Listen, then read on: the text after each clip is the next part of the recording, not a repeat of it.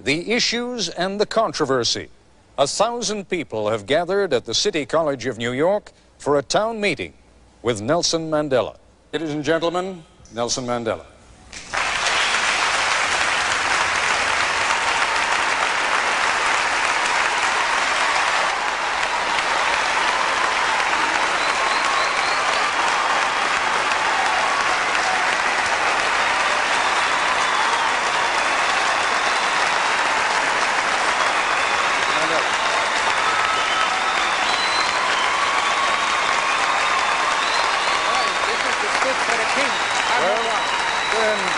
Please take it. That's all we have.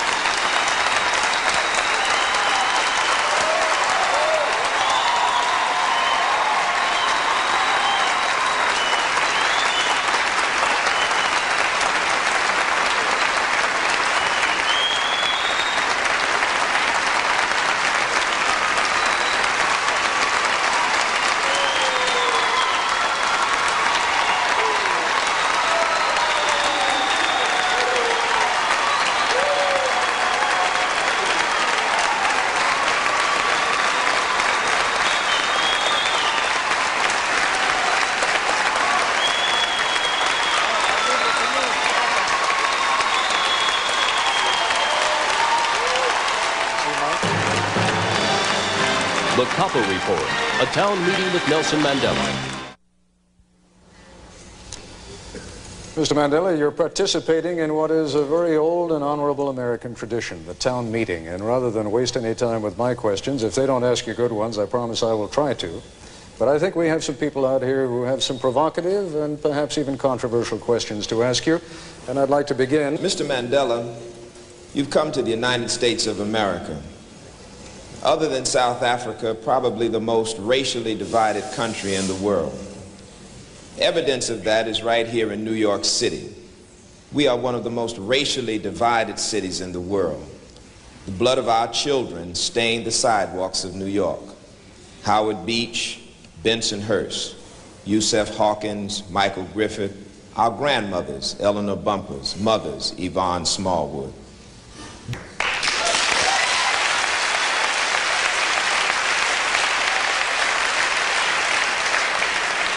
If I may just ask you, for your indulgence, if you'd be good enough, there will be some questions you'll like, there'll be some questions you won't like. Let me just ask you, though, to save the time so that we can listen to Mandela's answers, Mr. Mandela's answers. Mr. Mandela.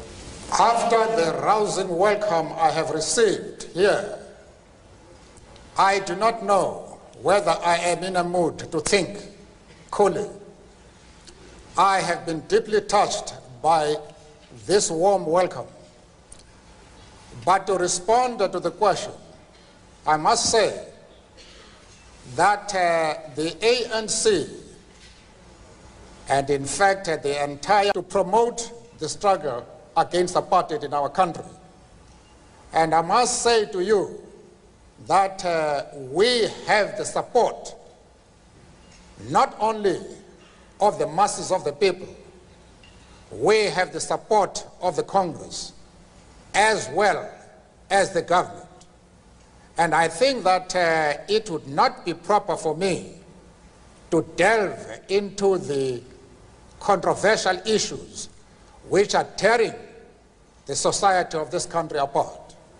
I am sure that the USA has produced competent leaders of all population groups who are able to handle their own affairs very effectively. Let me follow up, if I may, on part of your answer. You say you're sure you have the support of the people, the Congress, and the leadership. By the leadership, you also mean the President of the United States? Are you satisfied that you have his support? Well, I am sure of one thing, that he condemns apartheid as I do. That is enough for us to find further common room with the President. And this is the message that I'm going to put to him when I meet him. And when you say you have the support of Congress, are you satisfied that you have enough votes in Congress to keep sanctions in place? That I cannot say. That lies in the future. But when I address Congress, the main thrust of my speech is that the Congress should support sanctions. Why are you so insistent, Mr. Mandela, and then we'll go to a question at this microphone over here. Why are you so insistent upon maintaining sanctions at a time when it can be argued that the South African government has made more concessions, your release being only one of them, than it has ever made in the past 40 years? I should know better about this matter, Mr. Coppell, than you. No doubt.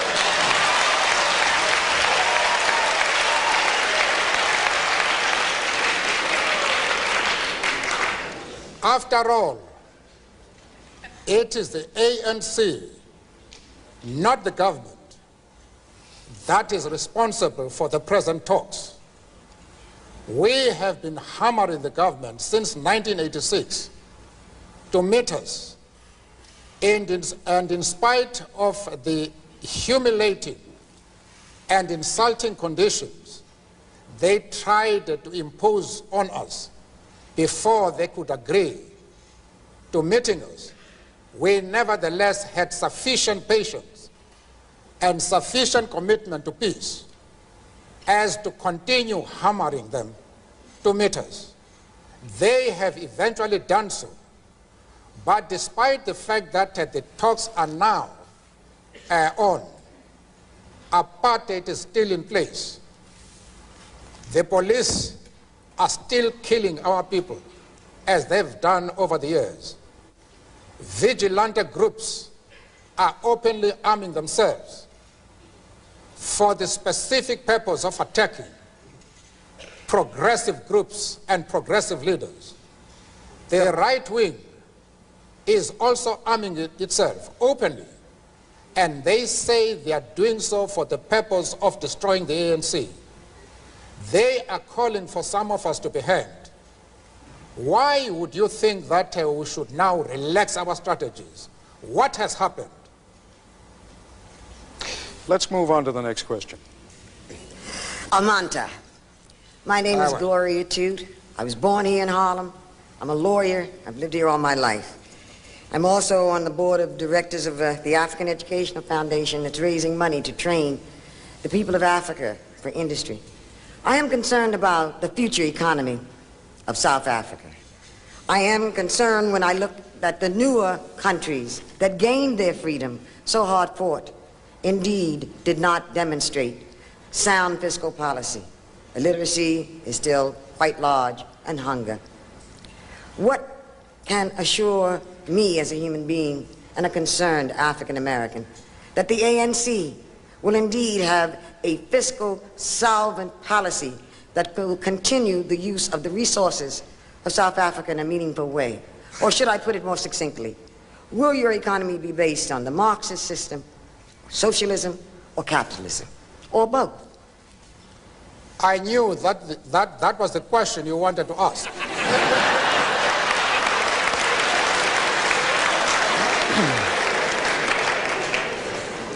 I am happy that you have had the courage to put it directly.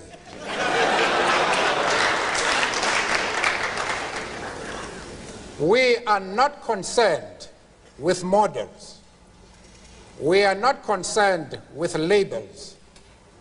We are practical men and women whose solutions are dictated by the actual conditions existing in our country. As somebody has said, we do not care whether the cat is black or white, as long as it can catch mice.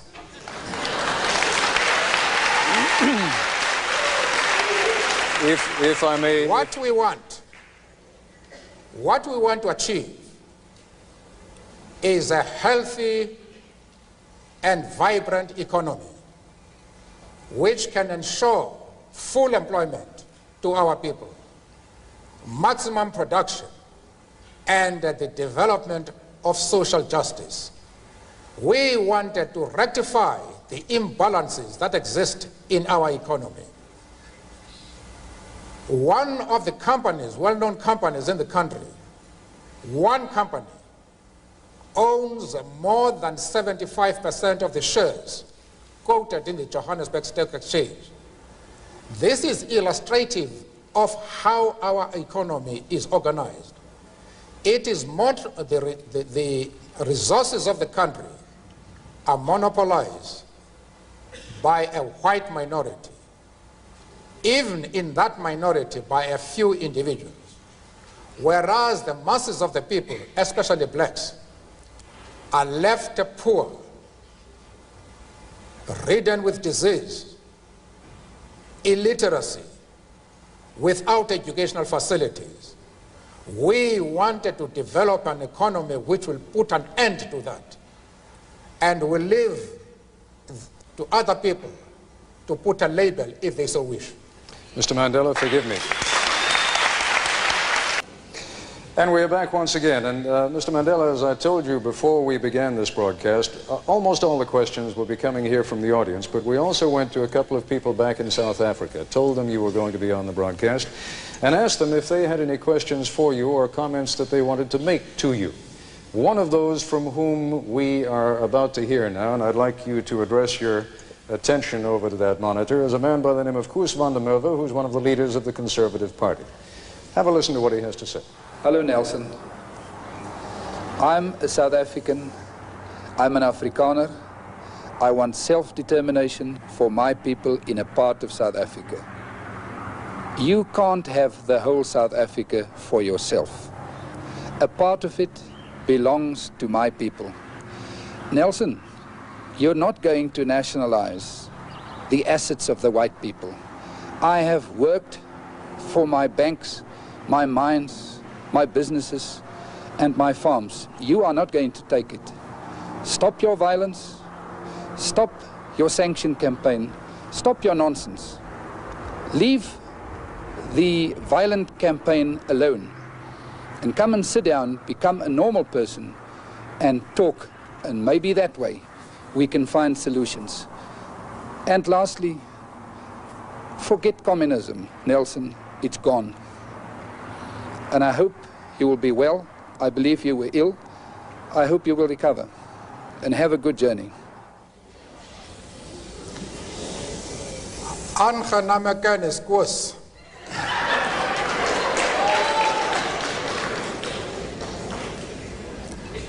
Ek hoop van harte dat een dag ek die geleentheid sal kry om met u te gesels.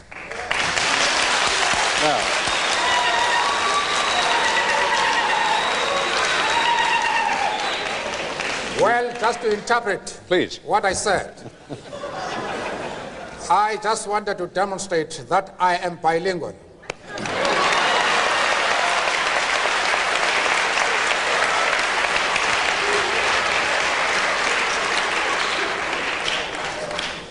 All I have said to Koos van der Merwe is to say I am happy to know you. I hope that one day we shall have the opportunity to discuss the affairs of our country. That is all. Now, let me pick up, if I may, Mr. Mandela, though, on what Koos van der Merwe had to say. He represents, as you know, a small but significant segment of the white population in South Africa, which is pressuring Mr. de Klerk from that political side of the spectrum. To what degree do you feel any need to help President de Klerk deal with people like Koos van der Merwe? Mr. de Klerk is an independent, resourceful, and flexible leader. He is able on his own to deal with the right wing. The outside world will be making a grave mistake if they think they can do anything whatsoever to help Mr. de Klerk as against the right wing. In fact, for the international community to seek to do anything expressly to help Mr. de Klerk would be the best way of undermining him, because what the right wing is doing is to tell the whites in South Africa that de Klerk is a puppet of the United States and Great Britain, and that what he's doing now is precisely because he has received instructions from those two countries. And if now the Western world comes out to say they want to help de Klerk, that is what the right wing exactly wants. You will destroy him. We, the ANC, are the only people who can help him. And we are doing our very best to help him. One of the points we are putting to him is that Mr. de Klerk, if he wants to see the future non-racial South Africa emerging, is to speed up in regard to the negotiating process, that in a year or two he should be able to extend the vote to all South Africans. He must cease thinking in terms of solutions by seeking a mandate to whites only.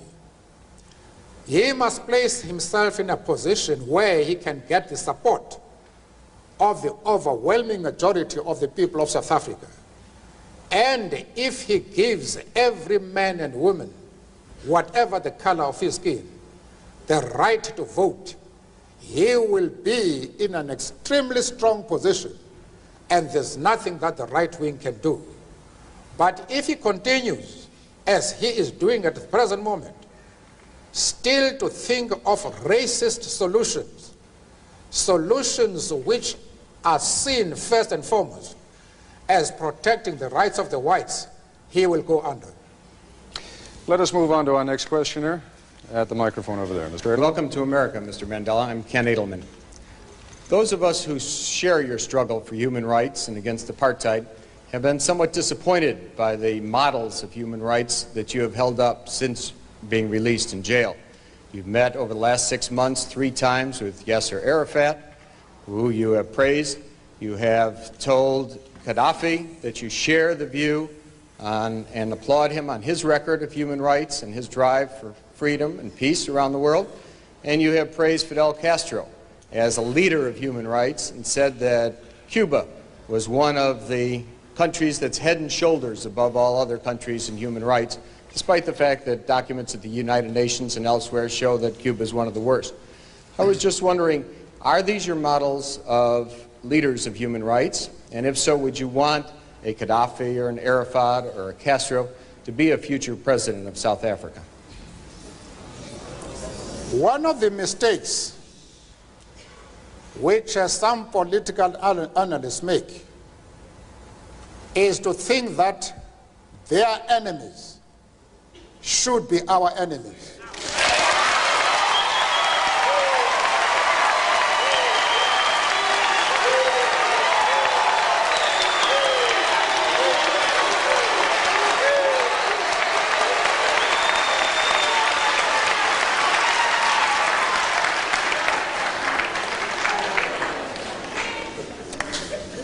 That we can and we will never do. We have our own struggle which we are conducting. We are grateful to the world for supporting our struggle. But nevertheless, we are an independent organization with its own policy. And the attitude of every country towards, our attitude towards any country is determined by the attitude of that country to our struggle.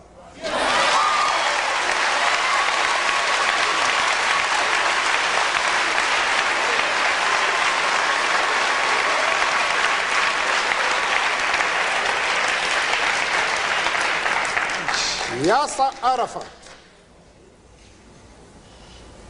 Colonel Gaddafi, Fidel Castro support our struggle to the hilt.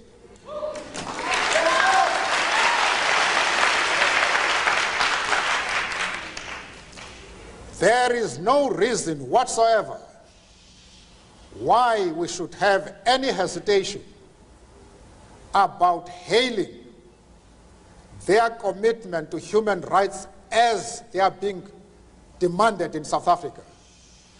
Our attitude is based solely on the fact that they fully support the anti-apartheid struggle. They do not support it only in rhetoric. They are placing resources at our disposal for us to win the struggle.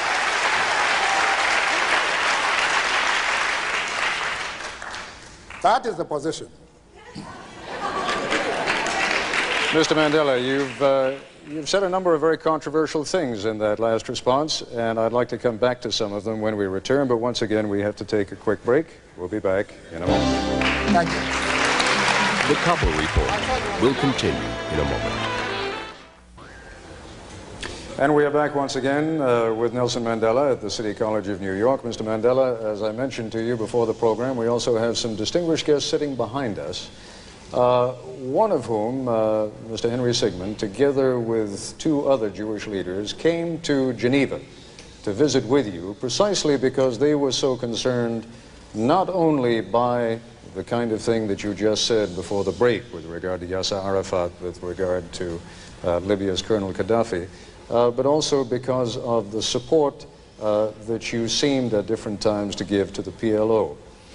I would like to ask Mr. Sigmund to stand now for a moment and pose whatever question he would like directly to you. Mr. Sigmund? Before I pose my question, permit me to say first that when I had the pleasure and honor of meeting with Mr. Mandela in Geneva, we said to him, and I would like to repeat this now, in order to put my question in context, that the commitment of the Jewish organizations that met with him to the struggle against apartheid, against racism, against injustice in South Africa is absolutely unconditional. It is not dependent on whether we are happy or unhappy with responses that Mr. Mandela gives to some questions. Having said that,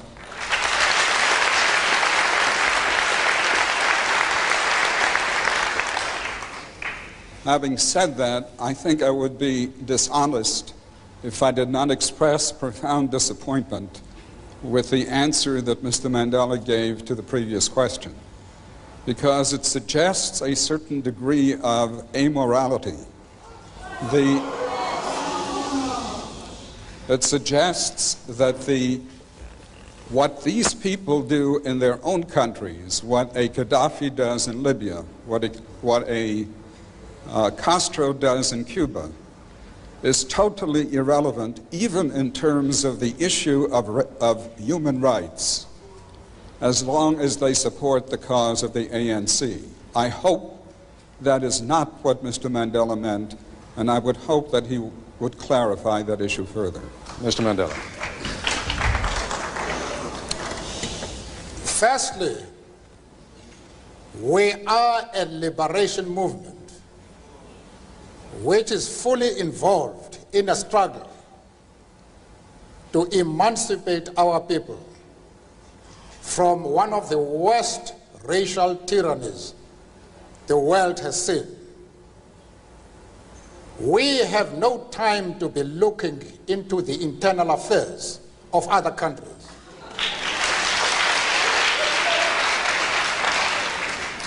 It is unreasonable for anybody to think that this is our role. I have been asked by somebody who wants me to express an opinion on the differences that are taking place within the USA, and he has made his position quite clearly that there is racialism in this country.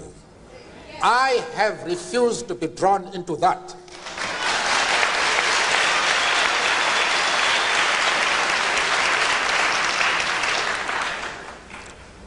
Why should Mr. Sigmund accept my refusal to be withdrawn into the internal affairs of the United States?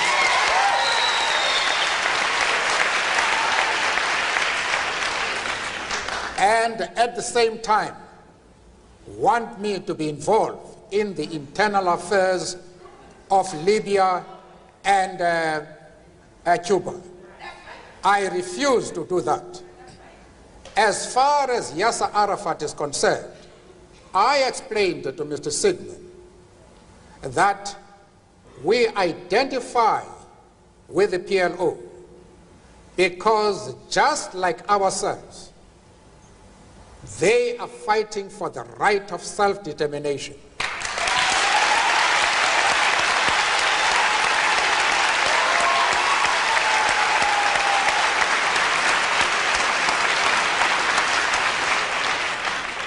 I went further, however, to say that the support for Yasser Arafat in his struggle does not mean that the ANC has ever doubted the right of Israel to exist as a state legally.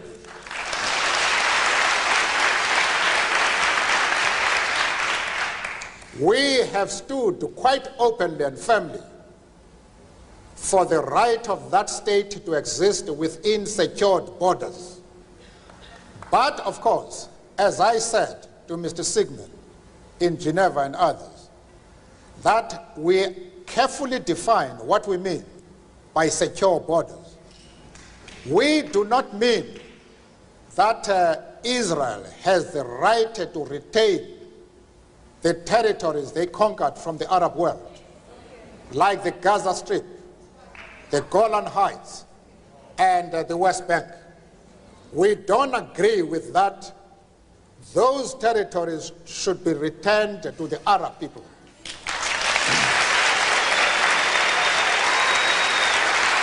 Mr. Mandela, I also explained to Mr. Sigmund and company that in our organization we have Jews. In fact, Mr. Gaddafi did not allow us to open our offices in Libya precisely because we had the courage to say to him, we work with the Jews in our organization. And he didn't allow us to open an office until February this year, when he had to accept us as we are. We are not prepared to be swayed by anybody.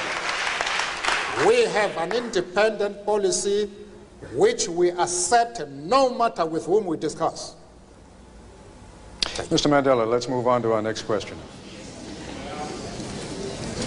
Welcome. My name is Malcolm Dunn. I'm from Plainfield, New Jersey, and I'm chairman of the United Minority Business Brain Trust of New Jersey and the national chairman of the American Legal Defense Fund for the minority business organizations. I have a question that relates to our participation in business in this country. We who have gained the moxie and who have reached certain levels of proficiency in business and education in various professions would like to know, what can we offer? What can we who have been denied access, total absorption into the American system in those professions, what can we prepare ourselves to offer to you in the motherland, given your attainment of the one vote, one person, one vote? I ask this in the context of Eastern European countries being free and the money that was formerly sent to Africa is now being diverted to those Eastern European countries. I ask also in the context that though our country has opened up its doors to people of a lighter hue before they have absorbed us fully in this country. And if you have an answer to my question, please let me know who I can contact after this assemblage to keep up the dialogue. Thank you. The black people of America, of the USA, have a lot to offer the people of South Africa in the course of their struggle. Whatever disabilities you have in this country,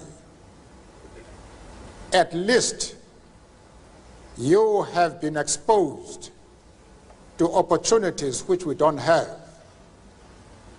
You have better educational facilities.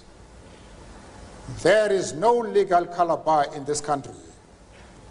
And therefore, you have been able to acquire, in spite of your problems, you have been able to acquire expert knowledge, skills, which we require, especially when during the post-apartheid South Africa. You can help us a great deal by making that expertise available to us. As far as the question of who you can keep in contact with in our country, that we can discuss after this occasion. All right, we're going to take another quick commercial break, and then we'll be back in a moment.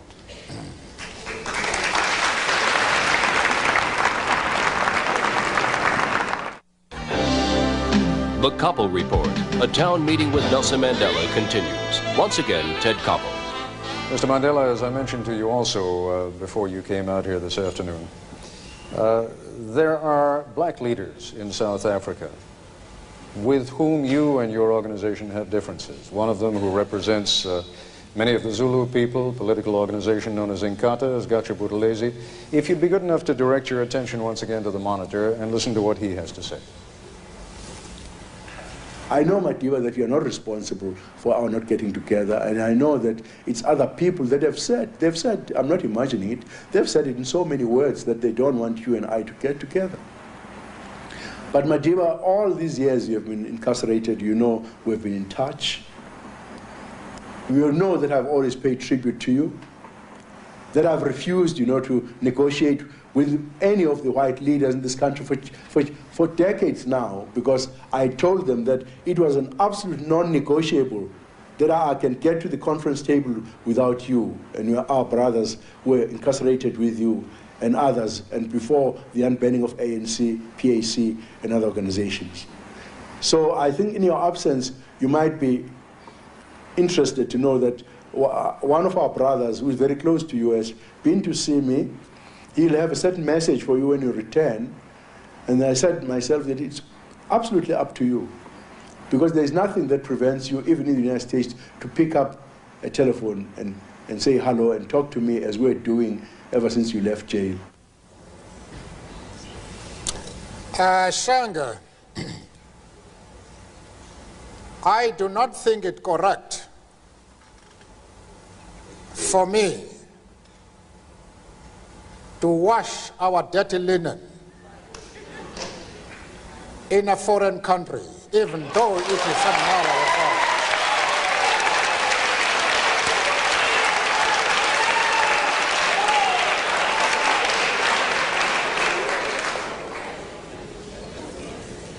I am hesitant to do that, even though here I have the feeling that I am among comrades in arms, brothers and sisters. One thing I would like to dispel with all the force at my command is that there is no difference whatsoever between myself and my organization on the attitude towards Inkatha and yourself in person. If I have not seen you, it is because of decisions which we have carefully discussed amongst ourselves and of which I am part. I, however, would like to repeat what you know I have said on numerous occasions. I would like the ANC and Inkatha to sit down and resolve our problems and end the violence that is going on today in Natal. But you know as well as I do that the question is no longer simple. The government has taken advantage of the differences between my organization and your organization. They are using those differences for the purpose of trying to eliminate the ANC and what they consider to be members of that organization who are a threat to white supremacy. That now is our problem. It is no longer just a question of me meeting you. I have asked Mr. de Klerk the simple question. I have said to him, you have a strong, efficient, and well-equipped army and police force. Can you tell me why the government has failed to suppress violence in which almost 4,000 blacks have been killed?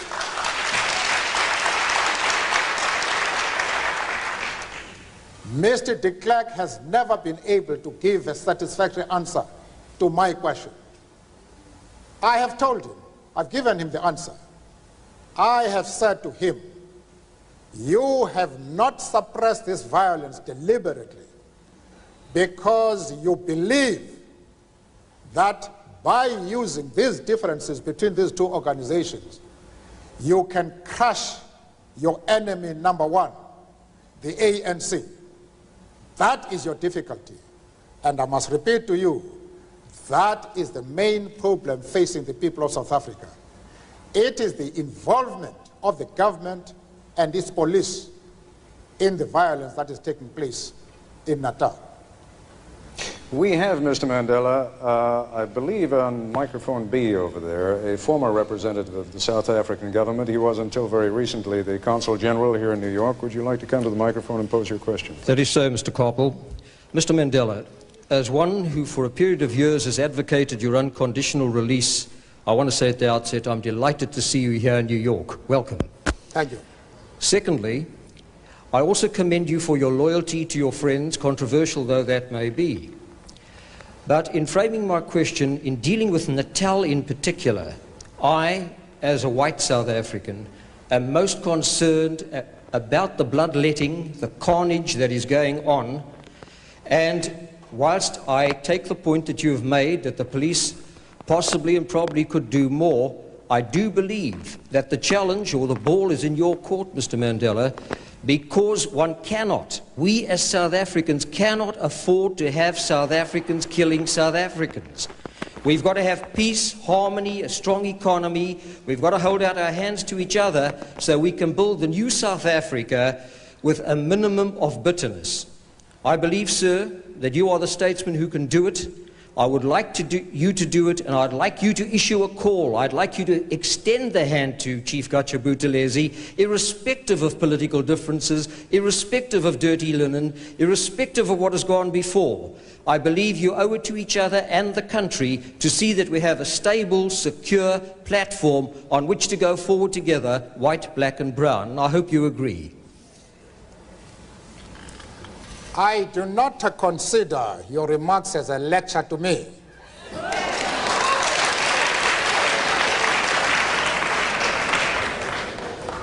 Because you would know that it is the ANC and not the government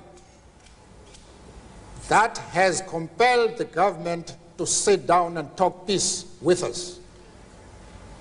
It is the ANC that is mobilizing the entire country today around the question of peace.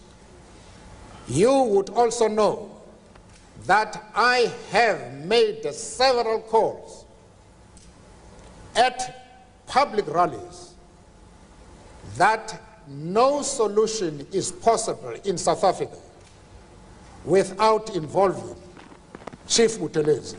You would know this. Yeah. I have made that call not once, but several times. But it is the government that is responsible for all our problems in regard to Natal. The questions that I have put to Mr. de Klerk, he has not been able to answer. I wonder if you can answer them. The government has had no hesitation whatsoever in suppressing similar violence before. Why is it that it has not even attempted to suppress that violence? After all, no government anywhere in the world can tolerate violence in which close to 4,000 people have been killed without intervening. Why is your government not intervening? That is the question that you must answer. I would answer you by saying that I don't represent the government, and I would hope that the government would do exactly what you say. I do not quarrel with you, and I do not presumptuously lecture you, Mr. Mandela. I wish you well. Thank you very much. Mr. Mandela. Thank you. Thank you very much. We have ripped through the first part of this broadcast extraordinarily quickly. There are still a number of issues that we have to take up with Mr. Mandela, not the least of them being sanctions by the United States against South Africa. I'm Ted Koppel at the City College of New York, and this is a special edition of Nightline. Nelson Mandela, day 2 of his visit to the United States. More celebration, more adoring crowds. A reminder to his people of how far they have come. In the words of the prophet Isaiah, we have risen up as on the wings of eagles. A reminder of how far they have yet to go. The old order is crumbling, but the age of freedom has not yet dawned. Ladies and gentlemen, Nelson Mandela.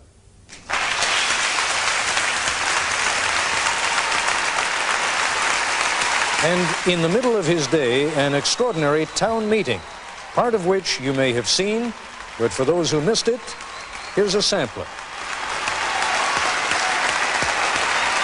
We identify with the PLO because just like ourselves, they are fighting for the right of self-determination. Mandela displayed a sense of humor. Or should I put it more succinctly? Will your economy be based on the Marxist system, socialism, or capitalism, or both? I knew that was the question you wanted to ask.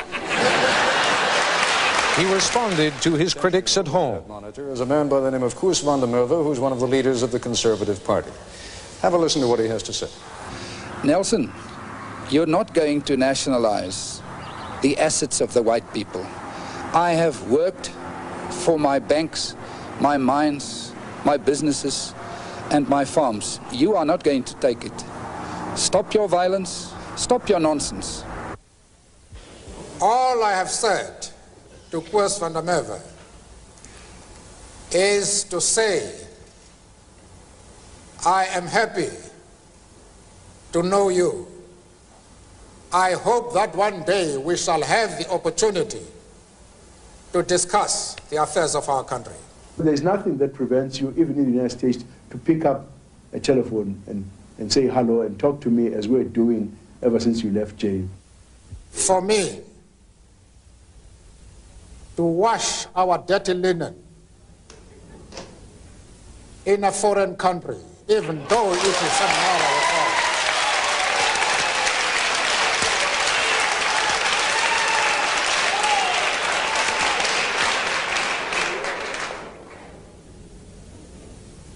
I am hesitant to do that, even though here I have the feeling that I am among comrades in arms. Welcome to America. He faced his critics here head on.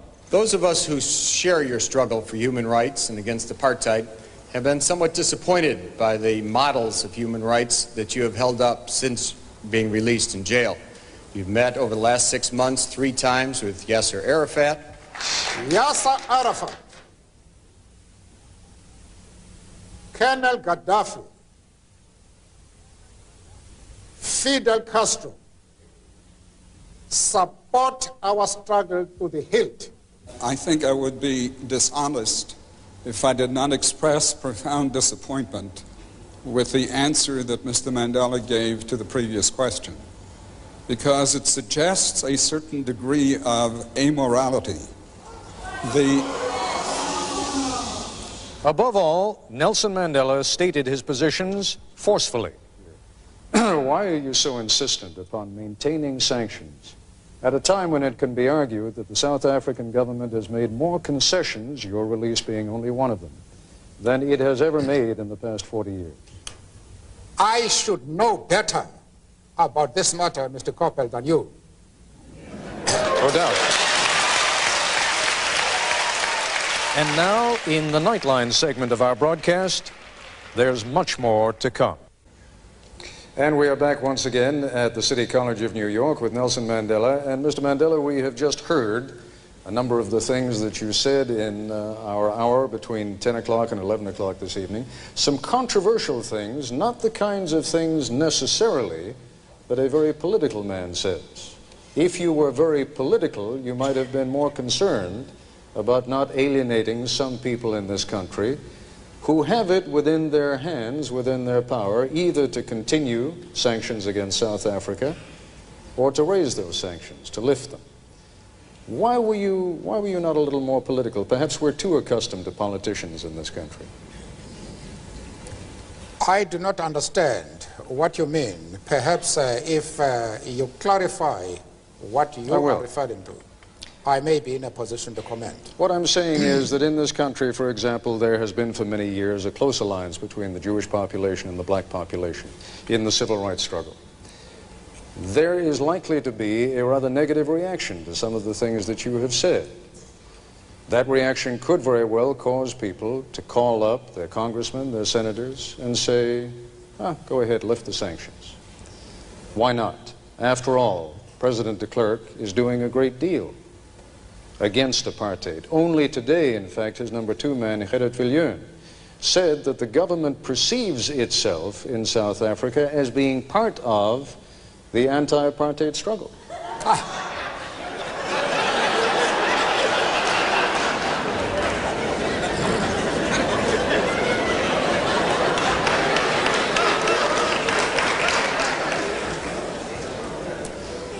One of the problems we are facing in the world today are people who do not look at problems objectively, but from the point of view of their own interests. That makes things difficult, because once a person is not objective, it is extremely difficult to reach an agreement.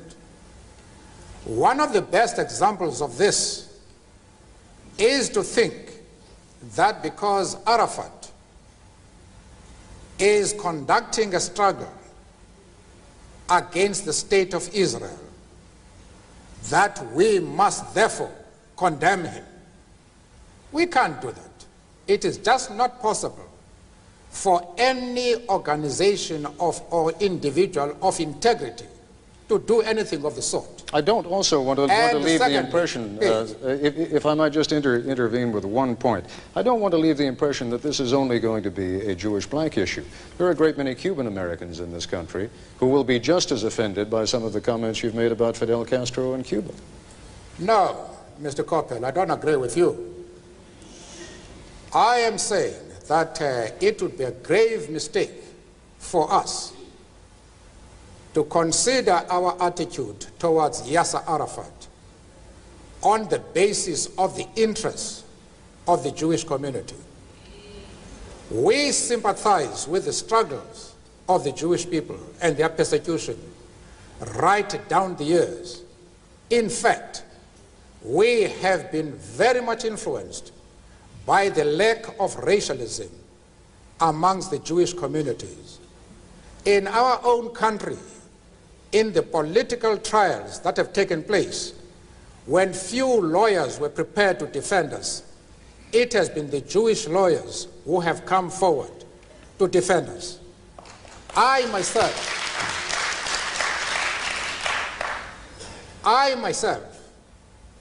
was articled, I'm a lawyer by profession, And I was trained to become a lawyer by a Jewish firm at a time when few firms in our country were prepared to take blacks.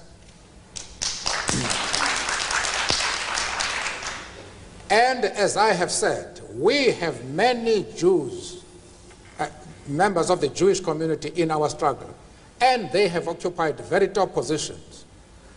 But that does not mean to say that the enemies of Israel are our enemies. We refuse to take that position.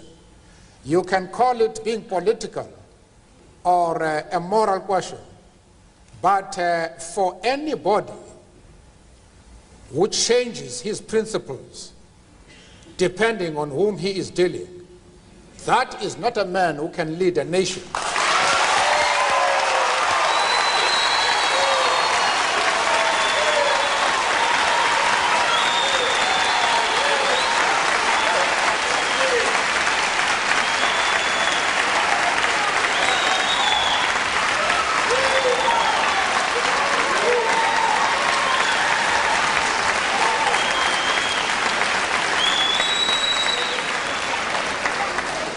Apparently, Mr. Coppel, you have not listened to my argument. If you have done so, then you have not been serious in examining it. I have replied to one of our friends here that I have refused to be drawn into the differences that exist between various communities inside the USA. You have not commented that I am going to offend anybody by refusing to involve myself in the internal affairs of the USA. of the USA.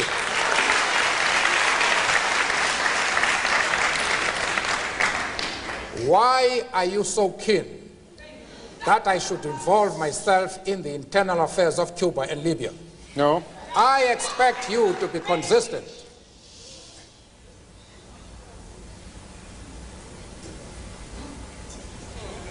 I don't know if I have paralyzed you. No.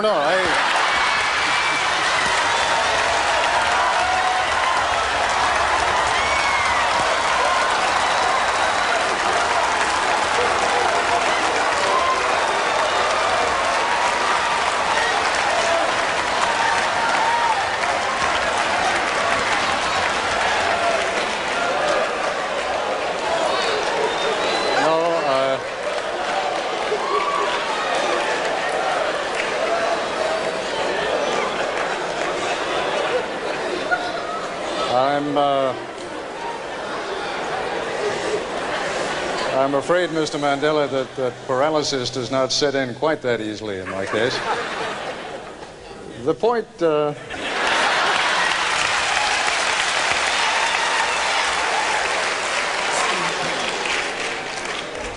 since I've just about recovered from my paralysis, I want to come back to that question in just a moment, but first, we need to take a break. The point that I was trying to make, and clearly did not make with any great success, but the point that I was trying to make is that you must not be misled by what is, after all, what in this country we call a hometown crowd. These people are very much with you. You have seen that.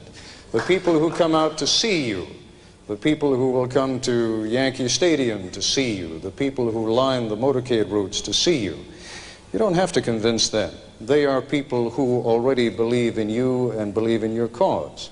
But this is a very large and diverse country. And when I was making my observations about the lack of politicism, and in this country saying someone is not a politician is not meant as an insult necessarily, when I was accusing you of a lack of political qualities there, I was wondering whether you are conscious of the impact that you will have on a great many people who are not here today, who do not see you in perhaps the same benign fashion that so many people in this audience see.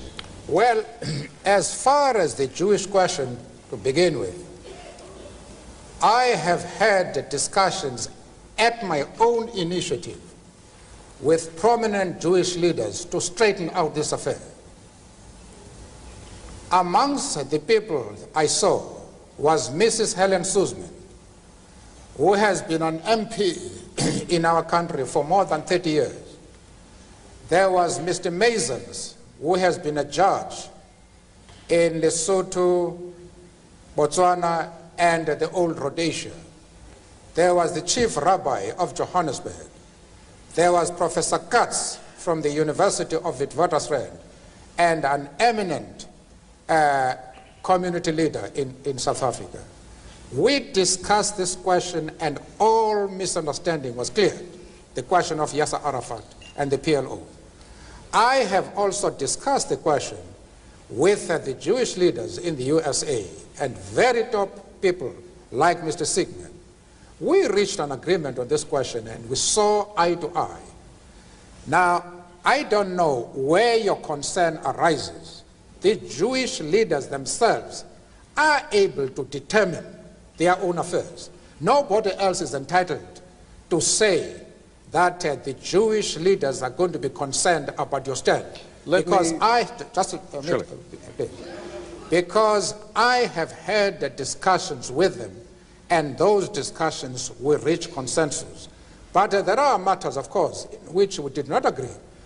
But the position which we take as the ANC, I thought we were able to explain it in such a way that it removed the concern of the Jewish community. Let's broaden it out. I am still prepared to do that even in this talk. If the Jewish leader have any doubts about our stand, I am prepared to address them and to allay their concern, because they are a very important community both in South Africa and of course in the States. And I'm prepared to iron out any differences that might exist. But they must know what our stand is. Arafat is a comrade in arms, and we treat him as such. Mr. Mandela, we need to take a break again. When we come back, we'll be taking up the issue of sanctions, sure to be one of the major questions, one of the major topics of conversation when our guest, Mr. Mandela, visits Washington at the beginning of next week. Allow me, Mr. Mandela, to broaden the subject out a little bit and to introduce now another distinguished guest here, Senator Boren, who indeed will be called upon very shortly to vote upon the issue of sanctions. Senator Boren, I wonder if you'd be good enough to stand up and to give me your assessment of how much trouble do you think Mr. Mandela is going to have on this issue? How warmly will he be received in the U.S. Congress? Ted, I think he's going to be very warmly received by people in both parties and by the administration as well. While there may be some differences of opinion on certain issues, like positions on Arafat and Gaddafi, I think the American people understand what has gone on in South Africa. We have seen families divided because they've been classified according to race. We know that people are denied the right to vote because of race. We know that people are detained and not even given a trial because of race. And the American people, regardless of party or position on other issues, are not about to relieve the pressure until that system is changed.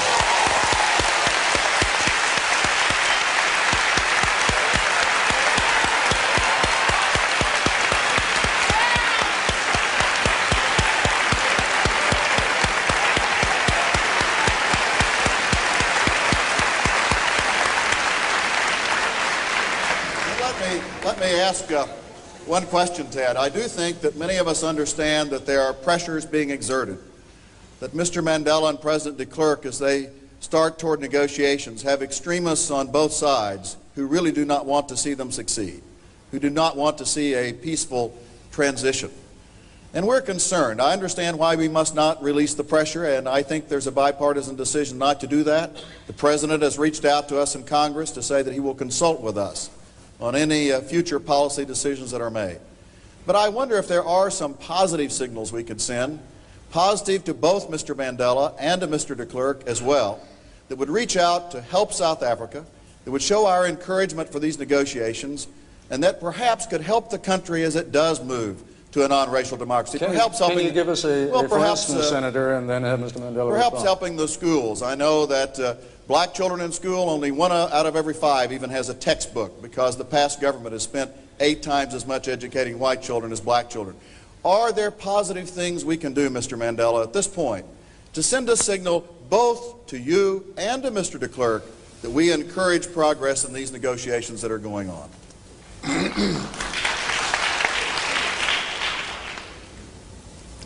Well, Mr. Koppel, I think I would have an easier task if you asked me to pass a vote of thanks to Senator Bourne. He has said all the things that are required to be said in regard to the problems of South Africa. He has a very positive attitude, and he is constructive. He is one of those men who are concerned not with fights only in his own country, in his own region. He is one of those men who have selected the world as a theater for their own efforts, for their own operations. And it is refreshing to be in the presence of such a man. As far as giving a signal to de Klerk is concerned, I have warned that it will be a serious mistake for the outside world to do anything with the stated objective of helping Mr. de Klerk, because it is that type of attitude which has enabled the right wing to increase its popularity as far as the whites are concerned. Please, whatever you do, don't do that. I have said the ANC is the best organization to help Mr. de Klerk. We are addressing that question. And I might disclose to you now that we have already, that is the ANC, we have already started speaking to the right wing. We have already spoken to a very influential member of the right wing. And those discussions were very positive. And they raised hope for greater developments in our relations with the right wing. Don't interfere in this question. I accept your bona fides in this regard, but you are playing with fire if you think in terms of rewarding Mr. de Klerk, because you will undermine his position considerably. We are, however, having discussions with Mr. de Klerk, and I am optimistic that we are going to make progress. I think he is as determined as we are to see to it that South Africa becomes a non-racial society, free of all forms of racialism. I am convinced about this. The only respect in which you can give a signal to both the National Party, to both the government and the ANC, is to consult both these organizations as to what you could do to facilitate the process of peaceful negotiations. It is not a matter that can be discussed in a meeting of this nature. This is an extremely sensitive matter, which if the time is right, and the element of confidentiality is retained, there can be an exchange of opinion. But to think in terms of rewarding one side, one party, and that is de Klerk, is a serious mistake. You raise an interesting question. We're going to take a break, Mr. Mandela, but I hope that when we come back, let me pose the question to you right now. You can think about it for a second. You are speaking of not rewarding the two sides, and yet, of course, when it comes to rewarding the ANC, one of the things that you are doing over here is trying to raise money for the ANC, which could be perceived by some as rewarding one side in this debate. I would like just to take a pause now, and then when we come back, I'll ask you to respond. Thank you. Back in just a moment. And we are back once again at the City College of New York with Nelson Mandela. Just before the break, Mr. Mandela, I raised with you the issue of the money that you are raising while you were here for the ANC. Can that not be perceived as rewarding one of the sides in the struggle? And you were making the point that we should sort of stay out of this rewarding business. Well, I don't think that that means the same thing. What certain sections of the international community are saying is that Mr. de Klerk should be rewarded because he has done something to deserve that. And the first difficulty I have about that is that Mr. de Klerk has done nothing.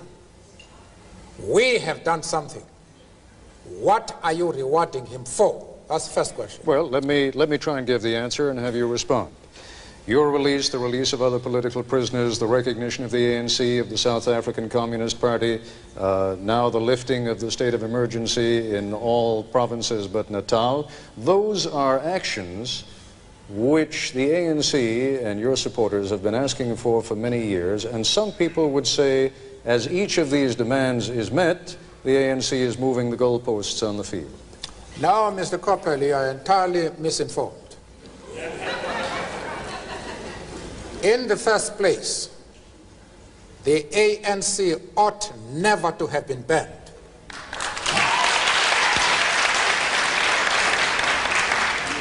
Secondly, my comrades and I ought never have been sent to prison. The state of emergency ought never to have been imposed. You are crediting Mr. de Klerk for rectifying his own mistakes, his own injustices.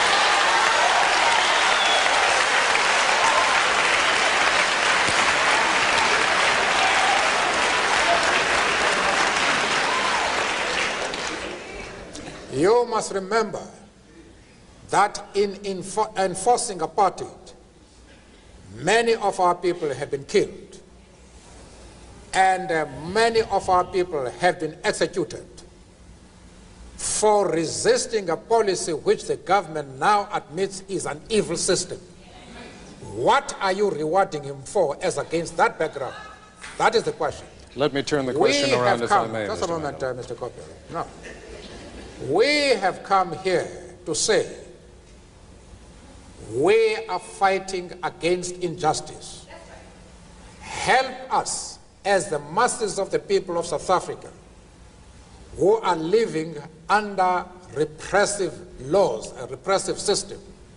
Help us to destroy repression. There's no question of reward. We are not saying to the outside world, help us, reward us for having initiated the peace talks. We are saying that reward should go to the people of South Africa as a whole, not to any particular organization. Could it not then be argued, Mr. Mandela, that you will use the same arguments no matter what, because clearly you would argue, and I think with some justice, that until South Africans have one man, one vote, until the system of apartheid in all of its aspects is removed, those are all injustices by your definition, correct? Are you then arguing that sanctions against South Africa should not be lifted until every one of those injustices is removed? The people of South Africa, the frontline states, the Organization of African Unity, the non-aligned movement, the General Assembly of the United Nations are all agreed that until fundamental and irreversible changes take place in the policy of the country, sanctions must be maintained. I am not here putting forward the views of an individual or of an individual organization. I am putting to you what is being said by the entire world. They insist that sanctions should be maintained until fundamental and irreversible changes take place in the policy of the country. Mr. Mandela, we've just about used up all of your available time, but we will have time for just one more question when we come back in a moment. Mr. Mandela, I know that you are out of time. We are at least out of our time with you, but I wanted us to end on a point of wisdom. And when in doubt, always go to a youngster. Let's go for the last question to the young man at the microphone over there. My name is Bernard L. Charles III, and I'm 8 years old. And I'm very glad that you're free, Mr. Mandela. And if there's anything any of us can do, just send us a postcard with anything that you want us to do, and we'll do it. Even raise money.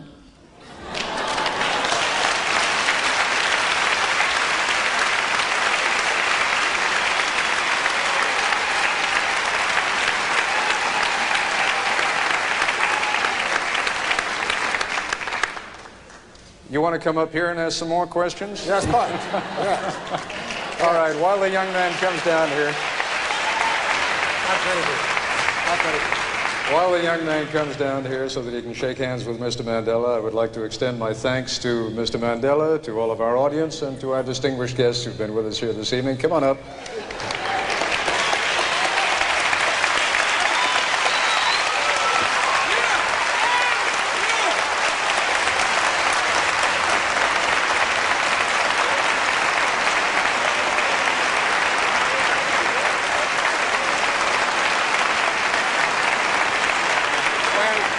Somebody must give me a paper.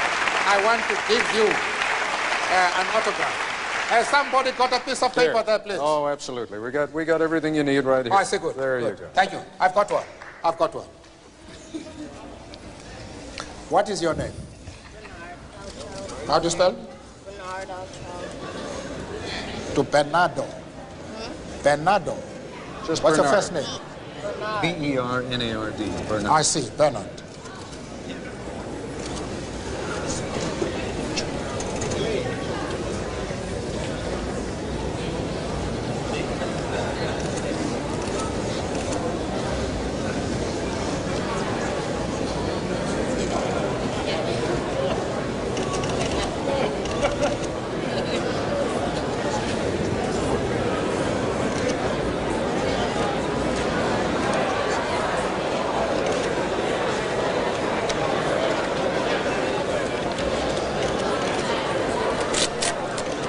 Thank you very much. Thank you. Thank you. Well, Bernard, thank you very much.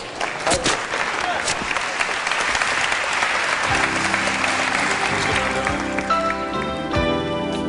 you. This has been ABC News Nightline, a town meeting with Nelson Mandela.